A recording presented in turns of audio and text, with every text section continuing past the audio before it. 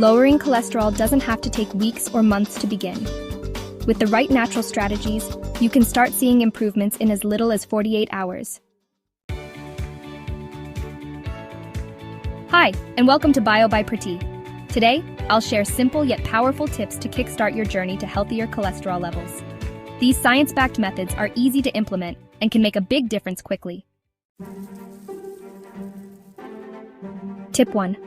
Start your day with cholesterol-lowering foods like oatmeal, nuts, and fresh fruits. These are packed with soluble fiber and essential nutrients to reduce LDL, the bad cholesterol. Tip 2. Switch to healthy fats. Olive oil and fatty fish like salmon are rich in omega-3s, which not only lower LDL but also increase HDL, the good cholesterol. Tip 3. Avoid trans fats found in fried and processed foods. Instead, focus on whole, plant-based options like leafy greens, legumes, and colorful veggies. Tip 4. Green tea isn't just refreshing. It's loaded with antioxidants that actively help reduce cholesterol levels. Tip 5. Get moving.